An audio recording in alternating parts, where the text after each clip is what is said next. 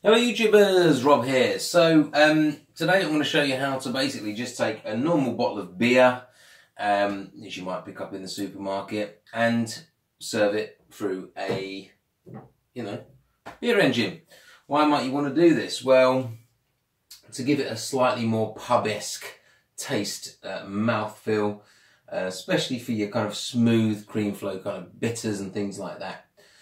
So ideally, in a perfect world, if you want to consider yourself a real ale kind of guy, you'd get yourself a bottle conditioned beer, which this happens to be. This isn't a hobgoblin, which is probably not likely bottle conditioned.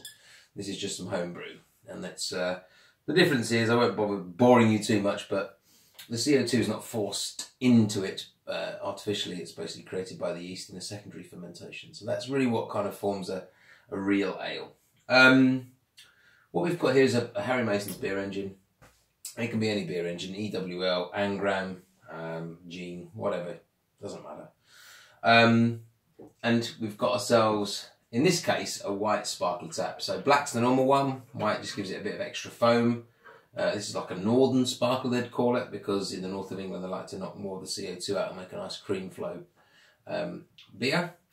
So yeah, what we're going to do is we're just going to take our, imagine Guinness, right? So Guinness is a really good example. This won't be necessarily real ale, because they force carbonate it with, I think, nitrogen, but you can still get Guinness from the shop and serve it for one of these and end up with a nice, lovely tight head and that kind of proper pub taste. So, how do we do it?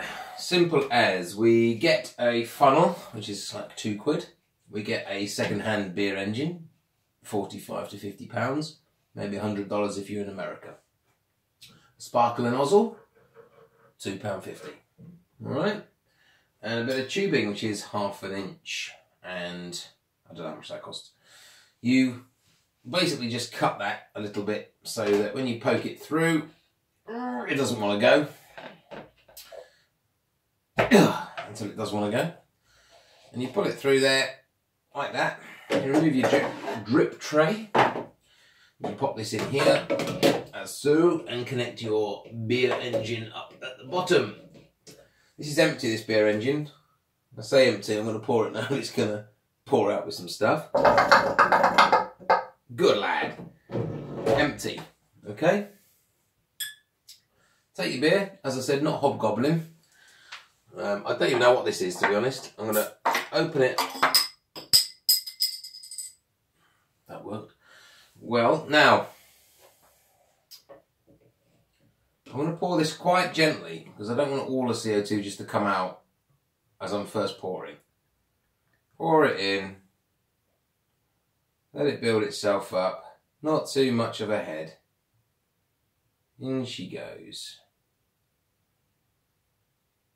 Nice gentle pour, leaving the last dregs in there. If it's bottle conditioned, you don't want to pour the whole lot in because there's yeast sediment and stuff.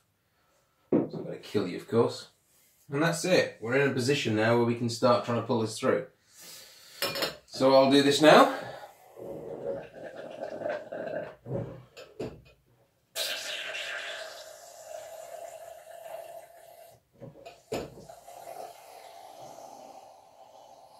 Keep the sparkler head just below the froth line.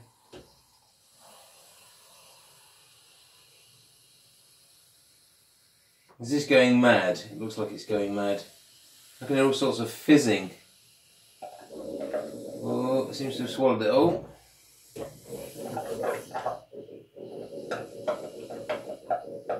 There we go. I don't have a drip tray, so I'll just pop it in there. Wash my hands, give me a second.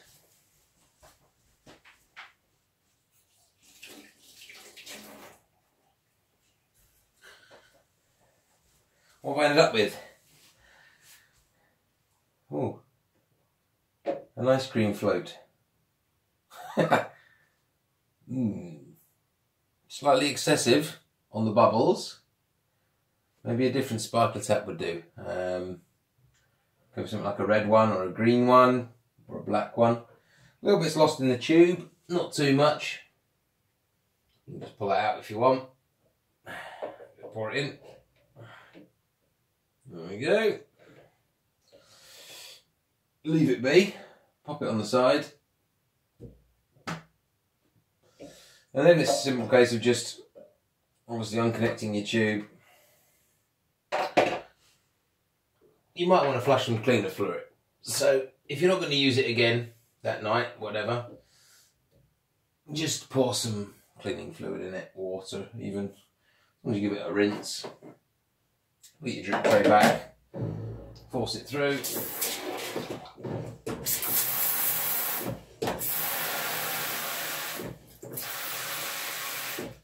But if you've always got the funnel in there, you don't have all the stuff that I've got behind there, you just pour cleaning fluid through it and it will just flush through, and that's that.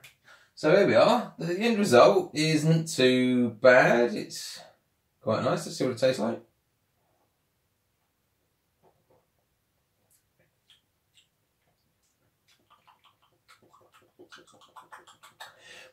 It was never a good beer anyway.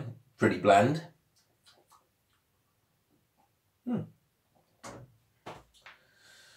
You get the idea. Alright, you take care, maybe use that. You only need £52 worth.